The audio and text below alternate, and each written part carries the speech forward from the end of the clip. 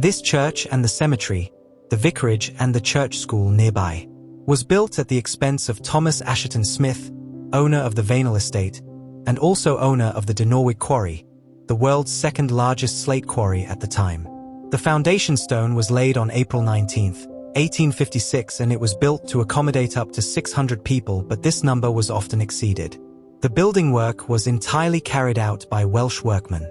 Mrs. Assheton Smith prepared the needlework which surrounded the altar. The church was consecrated on September 24, 1857 by the then Bishop of Bangor, Dr. Christopher Bethel. Today, and since it was opened, the church has been an integral part of the community. The architect in the building of church was Henry Kennedy, who was also responsible for building other well-known churches. The first vicar was Henry Gray Edwards, 1858 to 1873. In 1892, Reverend James Salt became the vicar. He moved into the large vicarage with his wife and family. 2 years later, a church organ was ordered from leading organ builder Bishop and Sons at a cost of £300 or £47,000 today. In 1934, a service in Welsh was broadcast by wireless from the church. In 1956, the Reverend R.G. Williams conducted the service broadcast on the Welsh Home Service from here. In this churchyard, you can see the graves of 12 people who died on a boating trip. They were part of a large Sunday school excursion on Saturday, 1st of July 1899 from the Llanberis and other local areas. It was the biggest event of the year for the small quarry communities in the Diniolan area. More than 750 people traveled in their Sunday best on a special train to Pwllheli for their day out. Most would have saved their pennies for months to spend during the day. While some enjoyed a rare shopping trip, others braved the showery weather and brisk westerly wind which churned up the sea to go to the beach, where they hired a small boat, with disastrous consequences. 3 adults and 9 children from the Diniolan party had paid oarsman Robert Thomas, who was just 18 when he agreed to take the party originally. Only 9 people had signed up, but by the time they set off, 3 more children had joined, later prompting questions as to whether the tiny vessel had been overloaded. On a rowing boat, that was supposed to carry 6 or 8, was packed with 13 people. And it was this boat, a small craft of 16 feet long and 4.5 feet wide, which got into difficulties. It seems that a little boy called out to his father that some water was coming into the boat. The father stepped over to the stern, with the inevitable result that the boat gave a lurch. This frightened the other occupants of the boat, who immediately rushed to the other side, with the result that the boat capsized.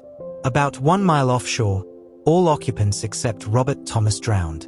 The bodies were recovered over several days. At the inquest, it emerged that the council had previously been concerned about the safety of boats taking members of the public on short trips out to sea. In 1897, the council had applied to Parliament for power to compel all boat owners to license their boats, but the House of Lords deleted the clause. The inquest jury recommended the council should apply for compulsory powers for registration of local boats. The inquest was adjourned after the brother of victim Owen Thomas completely broke down, along with several members of the jury. 5 members of the Thomas family had perished on the trip. They were Owen Thomas, aged 33, Ellen Thomas, aged 27, William Edward Williams, aged 6, Ellen Thomas, aged 10, Owen Parry Thomas, aged 3, Jane Hughes, who was pregnant and had missed the day trip because she felt unwell, had lost her husband and all 3 of her children. John Hughes, aged 36, John Rowland Hughes, aged 12, Catherine Ann Hughes, aged 11, Ellen Hughes, aged 6. Also, Charles Davies, aged 13, and 2 brothers, Richard Hughes, aged 15, Thomas Hughes, aged 12. Reverend James Salt conducted a collective funeral service for 11 victims on the 6th of July. People joined the funeral procession all along the road, eventually forming a mass of 3,000. Despite countless fatal accidents in the slate quarries of Gwynedd, the events of that day were seen at the time as the greatest single tragedy to hit local areas. The scene had no parallel in the annals of this part of North Wales. Llandinorwig quarry managers gave workers leave to attend, and several officials represented the company. Later, John Hughes was buried in a grave next to his siblings, his body having been found on a beach a week after the tragedy. The Thomas family graves cannot be located. There is a memorial plaque inside the church for this tragedy.